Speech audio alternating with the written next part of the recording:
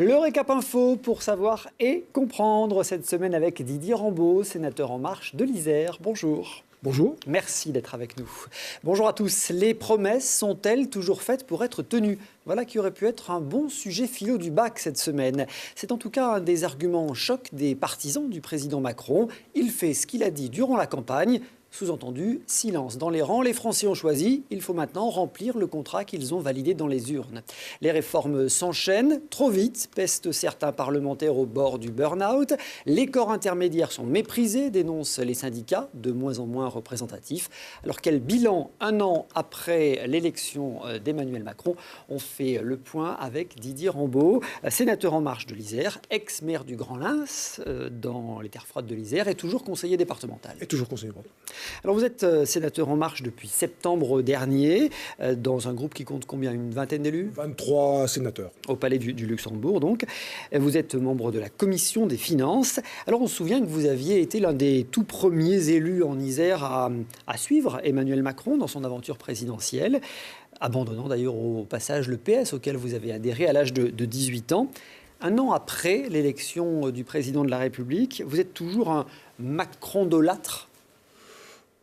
Peut-être que l'expression est un peu forte, mais oui, écoutez, j'ai fait un choix qui était une rupture par rapport effectivement à mon engagement politique, parce que je savais, j'estimais que le pays en avait besoin. Je voyais que l'homme avait effectivement cette capacité à créer des ruptures, à créer des révolutions aussi. Voilà. Révolution politique, révolution économique, révolution sociale. Je crois qu'on a un an derrière nous. Effectivement, on peut dire qu'il y a un an d'action. Vous utilisez le mot de révolution, c'est un mot qui est fort, qui peut faire peur. Vous l'assumez ? Je l'assume, mais me semble-t-il, c'était aussi le titre de son livre, écrit à l'automne 2016, juste avant de démarrer sa campagne électorale. Oui, on voit bien qu'il lève beaucoup de tabous, donc des ruptures. Donc rupture, ça veut dire aussi révolution. Vous avez écrit « Il renouvelle la vie politique comme jamais depuis le début de la cinquième ». Eh bien, on l'a démontré. Me semble-t-il, quand on a vu l'arrivée à l'Assemblée nationale d'une nouvelle génération d'hommes et de femmes, pour la plupart nouveaux, à 80%, y compris en Isère.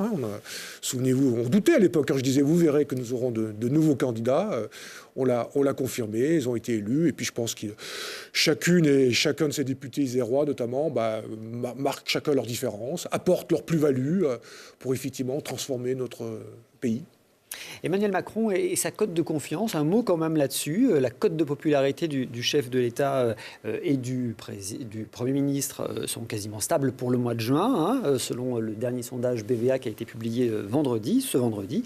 41% de bonnes opinions pour Emmanuel Macron qui gagne 1 point, mais 53% des Français interrogés sont d'un avis contraire. Oui, mais si je compare à la première année du quinquennat Sarkozy et puis aussi la première année du quinquennat François Hollande, il est nettement au-dessus. Donc ça veut dire que je crois qu'il y a encore il y a une confiance dans ce qu'il fait. Parce qu'il y a une attente, c'est clair que ce qu'on entend, ce que j'ai entendu pendant un an, ce que j'entends encore aujourd'hui, c'est qu'on a envie que ça réussisse, voilà, que ça marche. Même s'il y a effectivement il y a des questionnements, des doutes, voilà, des interpellations, j'entends beaucoup aussi dire tenez bon, malgré les critiques. Oui, on va y revenir sur la mobilisation sociale quand même, sur la cote de popularité. On voit qu'Emmanuel Macron, ce mois-ci, gagne autant auprès des sympathisants du Parti républicain, 9 points, qu'il perd chez ceux de gauche, moins 9 points. C'est un président qui séduit davantage les électeurs de droite. Je pense qu'il faut bien comprendre un peu la démarche d'Emmanuel Macron au départ, qui a voulu dépasser ces clivages, gauche-droite. En fait, le vrai clivage, il était plutôt entre les progressistes et les conservateurs. Et là, il y a un peu un discours ambiant que vous, peut-être les médias, vous entretenez, que les appareils politiques, les appareils syndicaux, qui sont malheureusement de moins en moins représentatifs, considèrent que ces mesures sont plus de droite que de gauche. Non, moi, on pourra en reprendre point par point. Et faire la démonstration qu'elles sont très équilibrées. Voilà. Il voulait d'une part libérer, voilà, effectivement, le travail, et puis aussi protéger. Et je crois que dans les diverses mesures qu'on a eues durant cette année, on se retrouve bien dans cet équilibre. On va voir effectivement les mesures concrètes sur le terrain. Moi, monsieur le sénateur, je me retranche simplement derrière ce sondage. Alors, ça n'est qu'un sondage, qu'une photographie de l'opinion. Enfin, visiblement, si l'on en croit BVA, il séduit davantage à droite qu'à gauche, quoi. Oui, peut-être, mais il y a aussi peut-être l'influence. Voilà, quand on martèle à longueur de journée que l'ISF, la suppression de l'ISF, c'est une mesure pour les riches. Alors peut-être forcément on peut s'habituer, on peut considérer qu'il est plus entre guillemets de droite que de gauche. Encore une fois, il refuse aujourd'hui ces termes-là. Moi, je peux vous dire pourquoi l'ISF a été par exemple supprimé. Voilà, pour rendre notre pays plus attractif sur le plan fiscal, pour faire revenir des investisseurs. Et donc derrière, qui dit investissement, dit création d'emplois, moins de chômage, etc. Et je suis sûr que vous me trouverez aussi quelques réformes de gauche. Mais vous avez vu il y a quelques semaines... Oui, on peut en parler. La suppression de la taxe d'habitation. Peut-être la mesure la plus symbolique, le reste à charge zéro pour les frais d'optique, dentaire et auditif. Ben, c'est peut-être la plus belle conquête sociale de ces 15 dernières années. Bon, effectivement, elle n'est pas encore effective. Ce sera pour 2021. Hein. Oui, ça va rentrer progressivement. On va commencer à les appliquer progressivement. Donc, alors ça, si ce n'est pas une mesure sociale, qu'est-ce qu'une mesure sociale ? Vous vous souvenez, c'était il y a quelques semaines, cette une du quotidien Libération, la droite a enfin son président. Vous insistez beaucoup. C'est ça, quand vous dites qu'on martèle l'idée. Je reprendrai bien le titre « La France a enfin son président ». Bon, quand même, vous évoquiez la suppression de l'ISF. Alors moi, je vais rajouter la refonte du Code du travail, la réforme ferroviaire, la restauration du service national universel, la hausse de la CSG, la loi immigration, la suppression de l'exit tax. Ça, c'est quand même des mesures qui sont plutôt... Qu'est-ce que c'est que l'exit tax ? Vous savez combien ça rapporte, l'exit tax ? 25 millions d'euros. Symboliquement, c'est une taxe sur les chiffres d'affaires faits à l'extérieur de la France. Et oui, mais c'est quoi l'objectif ? C'est effectivement tous ces investisseurs qui sont partis à l'étranger parce que notre pays matraquait peut-être un peu trop, c'est de les faire revenir, leur donner envie de revenir, de dire que voilà, en France, on matraque moins qu'avant, hein, et autant que les pays européens. Donc venez à nouveau investir en France. Je crois que c'est surtout ça le message. Bon, ce côté éventuellement un peu libéral, vous l'assumez complètement. Ah ben ça, on l'a toujours dit. Oui, économiquement, nous sommes des libéraux, y compris sur les sujets sociétaux. Hein, je vous rappelle un principe de base pour moi, avant de distribuer, il faut produire. Alors, sur la forme, maintenant, des réformes rapides, beaucoup de réformes, des réformes à la hussarde, certains disent même, qui vont trop vite. D'abord, elles étaient dans le programme, ces réformes, donc il ne faut pas être surpris. Bon, vous savez pertinemment que la réussite d'un quinquennat, c'est les 2-3 premières années qu'il faut engager les réformes. Après, c'est trop tard. Après, on pense déjà à la préparation du prochain quinquennat. Donc, il ne faut pas être surpris, effectivement, de ce rythme peut-être un peu effréné, mais indispensable. Réformer le pays, voilà, il ne faut pas traîner, il n'y a pas de temps à perdre. Bon, les parlementaires se plaignent, hein. Certains sont au bord du burn-out. Oh, peut-être que certains ont découvert la vie publique, l'engagement public, effectivement, oui, c'est des nuits blanches, hein, parfois, c'est des week-ends aussi, bon, voilà. Ils ont découvert ça, mais bon, ils vont s'y faire. Ils ont fait le choix, ils doivent s'y faire. S'ils ont cette ambition de réformer, de transformer le pays, il faut s'en donner les moyens, voilà. Sur la forme encore, un exercice du pouvoir très vertical et un mouvement en marche que certains, de l'intérieur même, disent caporalisé par les plus proches du chef de l'État. C'est un président de la République qu'on voulait. Voilà, donc les institutions de la Ve République donnent quand même un certain nombre de prérogatives au président de la République. Il se revendique lui-même comme étant un gaulliste. Eh bien, il assume, voilà. Donc il faut un chef, c'est un chef. Oui, moi ça me dérange pas. La République En Marche, 400 000 adhérents sur le plan national. Combien en Isère ? En Isère, on doit avoisiner les 6 000 adhérents. Voilà. Répartis à travers 50 à 60 comités locaux. Ça augmente depuis l'élection ou ça stagne ? Ça augmente un petit peu, voilà. C'est clair que ça a fortement stagné au lendemain des élections législatives. Il y a eu, je dirais, un trou d'air entre l'été et le début de l'année 2018. Et là, à nouveau, on ressent une petite vague d'adhésion. Peut-être aussi parce que d'autres échéances importantes vont arriver. C'est des adhésions qui sont toujours gratuites en un clic en ligne? Voilà, c'est vrai que c'est la facilité.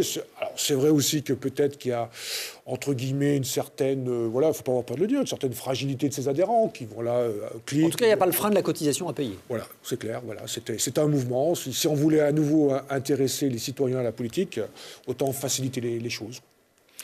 Alors j'ai entendu le message envers les médias concernant une éventuelle droitisation du président de la République. Est-ce que vous allez attaquer les médias aussi sur la polémique de ces derniers jours sur les comptes de campagne? Vous savez que Le Monde, Mediapart, Radio France ont fait des enquêtes pour éplucher les comptes de campagne d'Emmanuel Macron, lui reprochant notamment des rabais un peu inhabituels. C'est extraordinaire cette polémique. D'abord, ces comptes de campagne, ils ont été validés par une autorité indépendante, présidée par un magistrat, la Commission nationale des comptes de campagne. Donc alors maintenant, remettre en cause le travail de cette commission, quelque part, c'est aussi remettre en cause l'état de droit. Je ne comprends pas. Deuxièmement, à la limite, on pourrait s'en réjouir qu'il ait cherché à obtenir des rabais, à faire en sorte que sa campagne coûte moins cher. Parce que je vous rappelle quand même que une campagne électorale est quand même payée par l'argent public. Où, certes, il y a des apports de particuliers, mais c'est aussi les frais sont remboursés quand même par l'État. Donc, chercher à que ça coûte moins, on devrait plutôt le faciliter. J'ai l'impression que ça n'a pas été le cas pour d'autres candidats qui en ont plutôt profité pour effectivement faire travailler leurs propres amis. Donc les journalistes montent un peu en épingle cette affaire.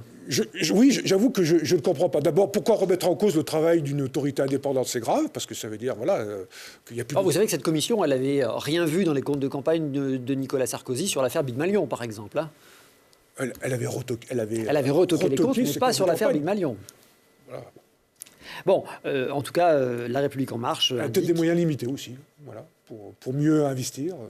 La République En Marche précise que ces éventuels rabais représenteraient 0,56% des dépenses de campagne relativisons aussi, d'Emmanuel Macron. Allez, on va revenir précisément au sujet et au fond en évoquant quelques grands sujets d'actualité. D'abord, cette fameuse loi asile-immigration. Les sénateurs ont entamé cette semaine l'examen du projet de loi qui avait été adopté d'ailleurs dans la douleur à l'Assemblée nationale. Le texte au Sénat veut notamment réduire les délais des procédures d'asile, renforcer la lutte contre l'immigration irrégulière et sécuriser le droit au séjour des étrangers en situation régulière. Est-ce que vous n'avez pas peur qu'au Sénat, la majorité de droite durcisse le texte initial ? J'ai pas peur, c'est ce qui va se passer. C'est clair, le texte va être voté mardi prochain. Alors c'est clair que c'est paradoxal parce qu'au Sénat, il y a deux oppositions. Effectivement, la droite qui veut le durcir davantage, voilà, on voit un peu des vieux réflexes qui ressortent. Et puis la gauche, quand je dis gauche aujourd'hui, Parti socialiste et communiste, qui veulent au contraire y mettre, l'assouplir par rapport au projet gouvernemental. Donc nous, les sénateurs En Marche, nous sommes là au milieu pour défendre cette loi, qui a son équilibre entre il faut de la rigueur et puis aussi ne pas oublier un petit peu d'humanité. Donc vous dites nous on est au milieu et la vérité est au milieu. De toute façon, l'Assemblée nationale fera ce qu'elle voudra en dernière lecture. Sur ce projet de loi, oui, effectivement. Autant j'ai pu voir l'utilité du Sénat sur d'autres projets de loi. Je pense notamment à celui de la SNCF. Là, c'est clair que sur ce texte, il n'y aura pas d'accord, me semble-t-il, entre le Sénat et l'Assemblée nationale. Donc, le dernier mot reviendra à l'Assemblée nationale. Le maire de Grenoble s'est illustré il y a quelques jours, vous avez sans doute suivi l'actualité, en défendant le délit de solidarité. On se souvient qu'il avait également manifesté, on le voit ici, au col de l'Échelle, dans les Hautes-Alpes, et en défendant le délit de solidarité, il a poussé la provocation jusqu'à écrire au procureur de la République pour se dénoncer lui-même en disant « Nous, les communes qui aidons les migrants, eh bien finalement, on est hors la loi. Le texte est inadapté et absurde. » Qu'est-ce que vous avez pensé de cette position ? D'abord, il y avait un petit peu de théâtre dans cette prise de position. Le délit de solidarité, on savait très bien pour qui ça s'adressait. On sait que sur cette histoire d'immigration clandestine, des migrants et autres, nous avons ce qu'on appelle des passeurs professionnels. C'est peut-être eux qui ont la responsabilité d'avoir fait noyer un certain nombre d'hommes et femmes et d'enfants qui veulent se faire de l'argent au passage. Je crois que c'était c'était ces personnes-là qu'on voulait quand même, que la loi veut dénoncer et surtout s'attaquer. C'était pas effectivement telle ou telle famille qui reçoit une famille de migrants. Parce que effectivement, moi-même comme maire, en son temps, j'ai pris l'initiative d'accueillir une famille de migrants. J'avais lancé un appel à tous les maires isérois, considérant que si d'ailleurs chaque commune française accueillait une famille de migrants, on réglerait pratiquement à l'époque le problème de Calais. Et donc je me suis dit, quand j'ai écouté le maire de Grenoble, effectivement, faire un petit peu de théâtre sur cette opération, je me dis, alors moi aussi, je vais être condamné, puisque j'ai fait appel pour recevoir une famille de migrants. Voilà. Mais si je vous comprends bien... Voilà, il faut trouver un bon équilibre. Vous me dites, dans ces dossiers, il y a certaines associations jusqu'au boutiste, certaines ONG qui peut-être favorisent le travail des passeurs, soutiendraient, inciteraient. Écoutez, j'entends comme vous, je vois des choses, voilà, ça mérite quand même un examen, ça mérite des enquêtes plus approfondies, effectivement. Bon, en tout cas, le Sénat doit voter l'ensemble de ce texte le 26 juin prochain, donc la semaine prochaine, après avoir examiné près de 600 amendements sur cette loi asile-immigration. 61% des Français jugent la politique trop laxiste, selon un sondage ELAB qui a été publié cette semaine. On est laxiste en matière de migration? Qu'est-ce que ça veut dire être laxiste? D'abord, il faudrait ramener de savoir, quand on parle de migrants notamment, de savoir de quoi on parle. Parce qu'effectivement, on fait des confusions entre ce que j'appelle les migrants économiques et puis les migrants politiques. Ceux qui, pour moi, effectivement, doivent fuir leur pays parce qu'ils sont condamnés. Et je veux dire, et vous avez bien compris que notre priorité est vis-à-vis de ces personnes-là.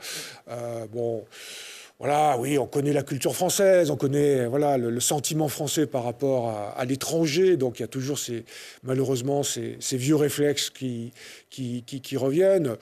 On n'est pas laxiste. J'espère que c'est l'objectif de cette loi, de trouver un juste milieu pour justement bien accueillir les vrais migrants, ceux qui doivent fuir leur pays parce qu'ils sont en danger de mort. Oui, on dit tout simplement.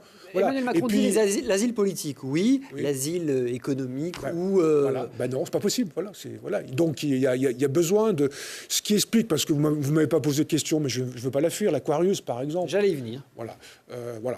Effectivement, comme beaucoup de Français, beaucoup d'humanistes, j'ai peut-être été... je ne vais pas être langue de bois, un petit peu, pas choqué, mais j'ai pas compris un petit peu l'attitude de lenteur de la France par rapport à ce bateau qui tournait un petit peu en rond. Qu'on n'a pas voulu accueillir. On n'a pas voulu accueillir, mais Mais je peux comprendre aussi, imaginer que si tout de suite on l'accueillait, il y avait chaque fois que l'Italie va recevoir un bateau, donc automatiquement il y allait avoir un appel d'air.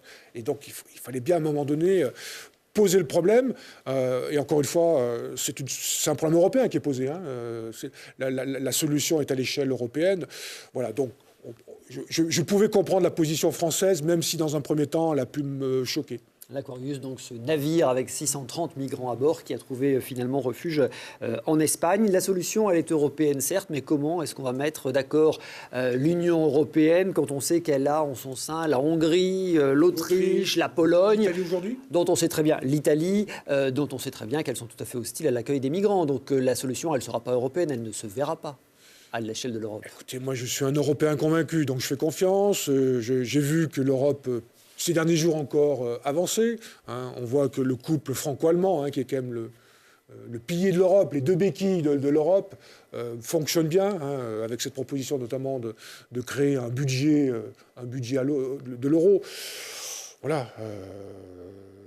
On a un grand rendez-vous l'an prochain, les élections européennes, pour effectivement créer, je dirais, une majorité européenne qui croit en l'Europe, en notre continent, ce grand marché capable de peser entre l'Asie et l'Amérique. Et vous n'avez pas peur que l'immigration s'invite comme le sujet polémique de ces européennes et que tout se joue finalement sur cette unique question ?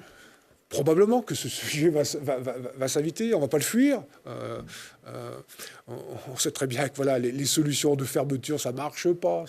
Il y a des frontières qui seront toujours franchies, etc. Donc il faut sur comprendre à nos voisins européens que malheureusement la solution dite de fermeture n'est pas possible, ne règle pas. Et puis sur le plan humanitaire, est inacceptable.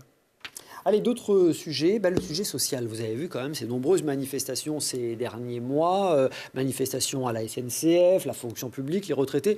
Ah non, il n'y a pas eu de manifestation, vous faites la Oui, très nombreuses, mais pas le nombre pas de très manifestations, mobilisatrices. pas très mobilisatrices. On nous avait annoncé alors déjà la rentrée, une grande rentrée sociale. On a vu ce que ça a donné au moment de l'adoption des ordonnances réformant le code du travail.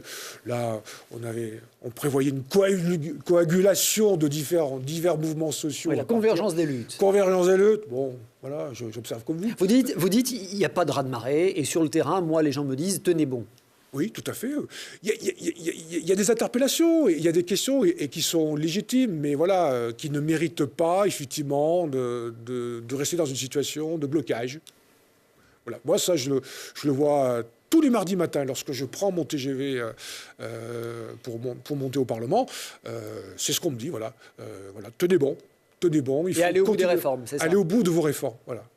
Et ne vous laissez pas impressionner, effectivement. Et je crois que la SNCF est un bon exemple, même s'il y avait des questions très légitimes posées notamment par les cheminots, il y a eu des réponses qui ont été apportées. Mais moi, je dis aussi qu'il y a aussi des millions d'usagers aujourd'hui du train qui souffrent. Parce que leur train n'arrive pas à l'heure, parce qu'il y a des pannes fréquentes, il y a aussi des grèves fréquentes, et qui souffrent dans leur quotidien, faute de transport de proximité bien adapté. De toute façon, dans cette réforme ferroviaire, il ne reste pas grand-chose. Le statut des cheminots ne va pas changer demain. Il va changer pour ceux qui vont arriver, oui. Ceux qui vont rentrer. Quand même, donc ceux qui sont postés l'effacement le transfert de la dette, que nous allons, nous, contribuables, que l'État va prendre à sa charge. Donc ça, les cheminots ne sont pas contre. C'est pour permettre justement à la SNCF d'être maintenant une entreprise opérationnelle et capable d'investir. La privatisation, c'est terminé. On parle maintenant d'ouverture du capital de façon très timide. Oui, mais enfin, il y a quand même ouverture de la concurrence des lignes qui va quand même. Quand même. Mais effectivement, l'entreprise publique SNCF, on a voté ce qu'on appelle l'incessibilité du capital de cette entreprise. Emmanuel Macron qui évoque dans une vidéo le pognon de dingue mis dans les minima sociaux. Ça vous a choqué? C'est la personnalité d'Emmanuel Macron qui ne vous surprend pas. De temps en temps, voilà, il lève un certain nombre de tabous. Ça peut paraître provocateur. Est-ce que la situation aujourd'hui est satisfaisante quand on dépense des milliards d'aides sociales? Et puis d'ailleurs, je crois qu'il veut ramener à l'essentiel. C'est quoi notre projet de société? D'un homme aujourd'hui, d'une femme dans la société, dans l'organisation humaine telle que nous l'avons aujourd'hui, c'est bien une certaine forme d'émancipation. Donc, et l'émancipation, c'est bien par le travail. Enfin, en tout cas, c'est son leitmotiv que moi je soutiens. C'est pas une émancipation en recevant des aides tous les jours. Voilà. Il y a ça. La meilleure aide sociale, c'est le travail. C'est ce qu'on dit, c'est le message. Ah oui, c'est clair. C'est la meilleure émancipation. Voilà. Moi, quand je vois que des personnes qui sont au RSA, on constate qu'au bout de 2 ans de RSA, elles s'installent dans le RSA. C'est pas un projet de vie. Et vous n'avez pas soutenu en Isère la proposition du président du département qui était de demander aux personnes au RSA de faire des actes de volontariat pour justement leur remettre le pied à l'étrier? Bon, après, on voyait bien dans les intentions derrière qui était de faire un petit peu la chasse aux personnes bénéficiaires du RSA. Je veux dire, dans ce que fait aujourd'hui la majorité au département, je ne condamne pas tout. D'ailleurs, à titre personnel, je me suis abstenu sur le vote du budget. Voilà. Parce que je ne peux pas au niveau national considérer que il faut dire qu'il faut sortir des clivages gauche-droite. Toute mesure qui vient de droite est forcément mauvaise pour moi et vice-versa. Et au département, faire le contraire. Voilà, maintenant, c'est mon attitude, c'est mon comportement. Sur le plan social, un autre dossier, le gel des APL, des aides personnalisées au logement. Je ne suis pas 100% convaincu de la pertinence de cette décision. C'est ce que vous disiez à l'époque. Ça ne vous a toujours pas convaincu et vous dites finalement on a fait un peu machine arrière. J'ai bien l'impression que depuis même quelques ministres, peut-être le président de la République, ont considéré que cette baisse de 5 € avait été entre guillemets une connerie. Mais je vous rappelle le contexte de l'époque, l'été dernier, où ce nouveau gouvernement arrivait. Il a quand même constaté un budget voté par la majorité précédente insincère. Donc voilà, il n'y avait plus de crédit pour pouvoir verser les APL. Donc il a fallu prendre une mesure un petit peu d'optimisation, comme on dit. Il a fallu réguler ce budget. Aujourd'hui, le fond du problème, pour le citoyen et pour le locataire, c'est pas l'APL. C'est ce qu'il paye chaque mois. C'est son loyer qu'il doit payer. Voilà. Tout le monde sait qu'il y a des effets pervers de l'APL. Quand on revalorise l'APL chaque année... Le loyer augmente. Eh ben oui, voilà, le bailleur en profite à hauteur. Donc, et tout ça, ça coûte aujourd'hui, l'APL, c'est 17-18 milliards d'euros pour le pays. Voilà. Donc il faut, là encore une fois, il faut renverser la... Là, c'est un pari, du coup. Ça veut dire qu'on baisse les APL pour espérer que les loyers baissent proportionnellement. C'est ça le pari. D'abord, on va l'exiger aux bailleurs sociaux. Ah, ça a été le cas, donc c'est déjà... oui, voilà, c'est un pari, voilà. Et puis, effectivement, il faut aussi...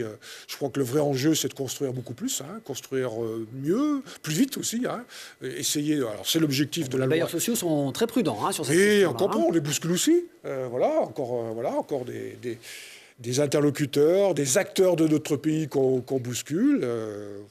Ça revient à ce que je vous ai dit en introduction. La réforme, ça bouscule. La réforme, ça bouscule. L'environnement sera inscrit dans l'article 1 de la Constitution. C'est Nicolas Hulot qui l'a annoncé cette semaine, mercredi, aux côtés d'Emmanuel Macron, avec qui il était en déplacement en Bretagne. Il y a des choses qui avancent, s'est réjoui Nicolas Hulot. Enfin, parce qu'on avait l'impression qu'il doutait un peu de son utilité au gouvernement. J'ai pas l'impression qu'il était inutile jusqu'à présent. Notre-Dame-de-Landes, je pense qu'il a quand même beaucoup pesé dans cette décision. Ils viennent de lancer le projet de création de 6 éoliennes en mer, offshore. C'est le premier projet en France, alors que d'autres pays s'étaient déjà mis. Je vous rappelle que la production de ces 6 éoliennes, c'est l'équivalent de 2 centrales nucléaires. Donc voilà, un beau projet. Donc il ne me semble pas que Nicolas Hulot soit inutile. Le glyphosate, je crois qu'il a aussi affirmé une position. Oui, mais le ministre de l'Agriculture en affirme une autre. Non. Non, il me semble qu'il y a un communiqué commun là, que j'ai vu paraître ces dernières heures. Il y a beaucoup d'efforts pour les mettre d'accord, tous les deux. C'est la vie de tous les jours, voilà. Mais il n'y a pas d'opposition entre le ministre de l'Agriculture et le ministre de l'Environnement. Il y a sûrement des cultures différentes. Ils viennent pas sûrement ils n'ont pas la même histoire l'un et l'autre. Mais moi, je constate qu'il y a un communiqué commun pour arriver effectivement à supprimer le glyphosate. Et là, encore une fois, saluons l'action de la France. Je vous rappelle que l'Europe était partie pour 10 ans. D'autorisation du glyphosate. La France a fait ramener l'Europe à 5 ans. Et le président de la République dit, nous, en France, on va essayer de faire encore mieux, de le faire dans les 3 ans. Voilà, c'est l'objectif que les uns et les autres se sont mis sur la table, à la fois, et repris par Nicolas Hulot et Stéphane Travert, le ministre de l'Agriculture. Voilà, le glyphosate devrait être supprimé en France d'ici 3 ans pour 80 à 90% de ses utilisations classiques. Mais le ministre de l'Agriculture dit il continuera à y avoir des dérogations. Et il faut bien qu'aussi la profession agricole, comme ça, du jour au lendemain, vous ne pouvez pas lui mettre le couteau sur la gorge. Voilà, et il y a une transition. Il faut trouver des alternatives. Il faut trouver des alternatives. Voilà, donc, il y a les 3 ans pour y arriver.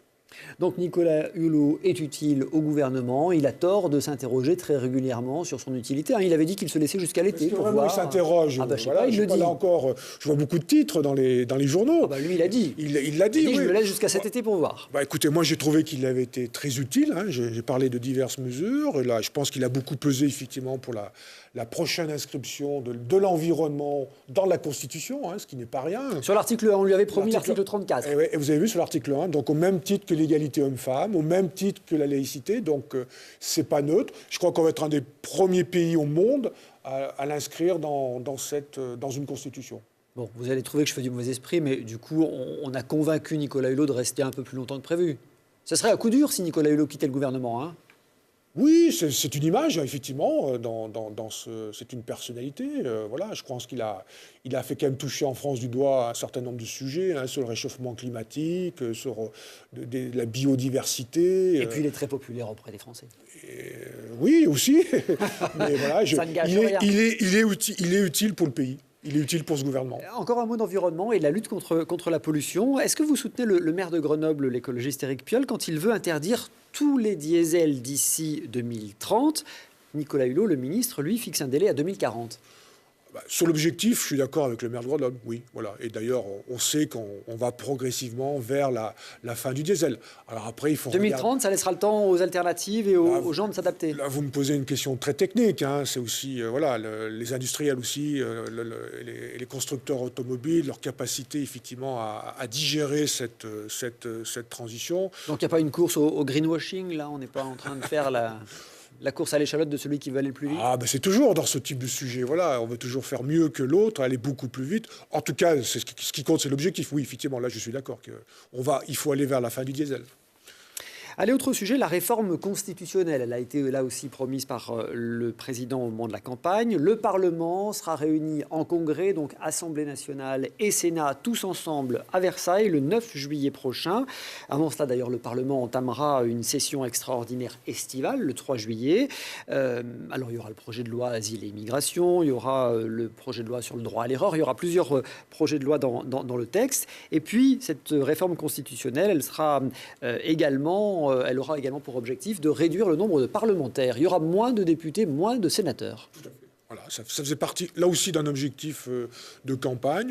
Je crois même que c'est une mesure qui est même maintenant admise par tous les partis politiques, hein, donc de réduire le nombre de parlementaires. Ce qui veut dire concrètement, dans un département comme l'Isère, on passera de 10 députés à 6 et de 5 sénateurs à 3. La fin aussi du cumul des mandats dans le temps, hein, voilà, donc pas plus de 3 mandats. Et puis aussi, une mesure importante, l'introduction de la proportionnelle. Il faut garder un scrutin majoritaire, parce que c'est important, hein, un Parlement stable, qui doit avoir une permet majorité, de dégager des vraies majorités. Des vraies majorités, mais aussi permettre à ce que toutes les familles politiques soient représentées. Et donc, il y aura probablement autour de 15% des parlementaires qui seront issus de la proportionnelle. Bon, ça veut dire plus de députés du Front National, hein. Oui, mais alors ça, je veux dire, il faut assumer. Je veux dire, ils ont, voilà, il vaut mieux à la limite qu'ils soient dans le Parlement, au moins, comme ça, on peut confronter leurs idées, hein, les combattre mieux, je pense, puisqu'ils représentent une partie de l'électorat. Tant eux que la France insoumise, voilà. Le Front National a fait 10 millions de voix, 11 millions de voix à la présidentielle et n'a que 7 députés. C'est une forme d'injustice, c'est ce que vous nous dites. Injustice, voilà. Bon, Vous me parlez du Front illogisme, National, voilà. Ça n'est pas logique. Ça paraît pas logique, voilà. Je veux dire, effectivement, aux élections législatives, ils ont fait quand même beaucoup moins qu'à l'élection présidentielle, hein, je crois autour de 10 à 12%. Ce serait pas choquant qu'ils aient une représentation à hauteur des suffrages qu'ils ont obtenus. Voilà. Vous me disiez en Isère, on va passer de 10 députés à 6. On perdrait donc 4 députés. Bon, en gros, a priori, oui, c'est a priori. Quels sont les députés qu'on va gommer de la carte? Les zones urbaines, les zones rurales, on a déjà des circonscriptions très grandes en Isère. Très grandes, oui. Ben, elles seront sûrement un peu plus grandes, hein. Aujourd'hui, elles représentent à peu près autour de 110 000, 120 000 habitants. Ouais. Et demain, ça sera 230 000. Donc forcément, elles vont être agrandies, redécoupées. Voilà. Donc probablement selon une logique géographique. Voilà, 200 000 sur l'agglomération grenobloise, ça peut se faire parce que c'est humainement possible d'aller d'un bout à l'autre de la circonscription. 200 000 sur le Nord-Isère, encore c'est faisable, mais enfin sur le Trièvre, la Matésine, c'était déjà une grande circonscription. Par exemple. Donc elle va plutôt être agrandie par les bouts. C'était en fait l'ex-4e circonscription que j'avais connue en son temps. Donc ce qui va retrouver peut-être les cantons de Visil, enfin les ex-cantons de Visil, peut-être Fontaine. Grignoter un peu sur la 2e. Voilà, grignoter sur voilà, c'est l'ex-2e. Voilà. Donc il va y avoir une logique géographique, hein, qui va l'emporter. Bon, l'objectif d'avoir moins de députés, moins de sénateurs, quoi qu'il en soit, c'est pas de faire des économies. On est d'accord? Il y aura le même budget. On sait que les députés et les sénateurs qui vont rester auront le droit d'avoir plus de collaborateurs, un petit peu à l'américaine, finalement. Oui, ce qui, à mon avis, est une demande tout à fait légitime. Parce qu'aujourd'hui, je découvre la fonction de parlementaire. Ce qui nous manque, alors effectivement, on passe beaucoup de temps à l'examen des lois, les amendements, etc. Mais ce qui nous manque, c'est tout ce qui tourne autour de l'évaluation, du contrôle aussi de ce que l'on vote. On a besoin d'être mieux entouré, effectivement, de collaborateurs. Écoute, oui, ça sera un objectif de conforter la fonction, de mieux muscler, je dirais, la fonction de parlementaire. Et si effectivement on ne veut pas dépenser plus, forcément on réduit le nombre de parlementaires. Allez, quelques petites questions rapides. La fiscalité locale, on nous a promis la suppression de la taxe d'habitation. On nous parlait... C'est une mesure qui a été votée. Oui, pas pour tout le monde pour l'instant, hein. C'est par palier, là aussi. 80%. Et 30% la première année, 30% la deuxième et probablement en 2021, 100% des Français seront exonérés de la taxe d'habitation parce que là, pour éviter de se heurter à un problème constitutionnel. Là aussi, c'est un engagement de campagne qui est respecté. Monsieur le sénateur, monsieur l'ancien maire du Grand Lens, vous savez que ça fait très peur aux collectivités qui ne savent pas comment vont être compensées ces suppressions de ressources. On parlait de 10 milliards à trouver au départ. Aujourd'hui, on est à 26 milliards à trouver. Où est-ce qu'on va les trouver? Est-ce que les collectivités locales vont être compensées? Oui. Et je veux dire même plus. De façon dynamique. Et c'est une de mes revendications, pas seulement compensée, parce que tous les élus locaux connaissent le phénomène de la compensation. L'année N, on est compensé à l'euro près, mais au fil des ans, ça ne bouge plus. C'est pour ça que je dis que ce sera dynamique. Donc il faut que ça soit compensé par, non pas une dotation d'État, parce que ça peut être très fragile, parce que là, on est soumis chaque année à l'arbitrage du Parlement, des lois de finances et autres. Mais effectivement, je pense l'idée qui est en train de faire son chemin, c'est que la part départementale de la taxe foncière sur les propriétés bâties, que payent aujourd'hui tous les propriétaires, soit transférée aux communes. Ce qui permettrait aux communes de garder un petit peu ce pouvoir d'autonomie fiscale. Vous allez me dire, mais ça va pas suffire. Et les départements, du coup, alors, ils perdent de... Je vais aller jusqu'au bout de la logique, ça ne va pas suffire, il manque encore quelques milliards, et ça sera complété donc par un reversement de TVA. La TVA, par définition, est une recette dynamique. Et vous allez me dire, la part départementale que perdent les départements, par quoi elle va être compensée? L'idée circule, ce qui est avancé, c'est qu'il y ait une part de la CSG qui soit effectivement redistribuée aux départements. Et puis, de permettre aussi, on va déplafonner les droits de mutation, permettre aux départements entre guillemets, de recevoir plus de recettes au moment des permis de construire. On va suivre ça, c'est assez technique. Hein. Un mot sur la limitation à 80 km/h sur les routes départementales sans séparateur central. C'est une bonne mesure, c'est une mauvaise mesure? C'est quoi l'enjeu d'abord? C'est la sécurité routière. C'est de faire en sorte que, quand même, revenir à l'essentiel, c'est de faire en sorte qu'il y ait moins de morts sur les routes. Je pense qu'il y a un engagement personnel du Premier ministre, effectivement. Il en fait, voilà. Il a même dit, si je peux sauver 400 vies humaines, je suis prêt à être impopulaire pour sauver 400 vies humaines. Voilà. Bon, après, il y a eu un débat, effectivement, sur à quel niveau ce type de décision devait être prise. À titre personnel, j'ai eu l'occasion, une fois, de rencontrer le Premier ministre, de lui dire peut-être laisser une marge de manœuvre au département, à eux de dire, puisqu'ils ont la compétence des routes départementales, de dire quelle route, plus particulièrement, devrait être limitée à 80 km/h. Il a dit non, c'est une mesure nationale, je vais jusqu'au bout, je l'assume. Bon, respect pour lui, il veut dire. Et on constate dans ce pays que chaque fois qu'il y a eu des mesures plutôt dures en matière de sécurité routière, moi je me souviens gamin, quand mes parents leur imposaient de mettre la ceinture, après il y a eu le permis à points, après il y a eu la mise en place des radars, ça a beaucoup râlé, effectivement, mais à chaque fois qu'il y a eu une mesure drastique, il y a eu une chute du nombre de décès sur la route. C'est quand même ça l'objectif. On surveillera les chiffres. Un mot sur les municipales, il nous reste à peine quelques minutes. Alors l'an prochain, en 2019, il y aura un scrutin européen. On en a un peu parlé en évoquant l'immigration. Et en 2020, il y aura des municipales. Ce sera le vrai test électoral pour La République En Marche et pour voir si elle a vraiment une assise locale. Ce sera un véritable enjeu. Vous aurez des listes dans toutes les grandes villes de France ? C'est un enjeu, effectivement. Notre mouvement souhaite maintenant s'ancrer davantage dans les territoires. Il faut aussi rester humble. Je pense que la réussite de ce pays passe par des territoires dynamiques. Et je veux dire, nous n'avons pas le monopole de mener des territoires dynamiques. Donc, d'abord, on va faire un état des lieux, regarder dans chaque commune, voilà, si tel ou tel maire, qui soit LR, qui soit centriste, qui soit PS, ou sans étiquette, s'il est capable, effectivement, d'avoir un projet dynamique, il n'y a pas de raison de se l'affronter. Par contre, voilà, on sera présent, effectivement, sur toutes les communes, effectivement, sur un certain nombre de grandes villes. Vous voyez bien ma question arriver. À Grenoble, il y aura une équipe En Marche? Probablement, sûrement. Voilà. Je veux dire, en plus, c'est le maire de Grenoble a parrainé la candidature de Jean-Luc Mélenchon. Il est proche de Nicolas Hulot aussi.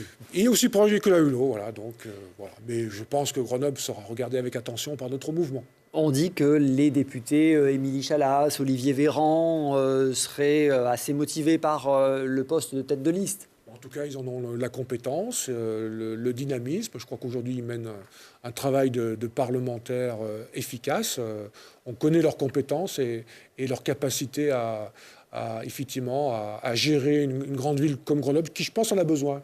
Voilà, qui a besoin de tenir un certain rang économique. Qu'elle ne tient plus ?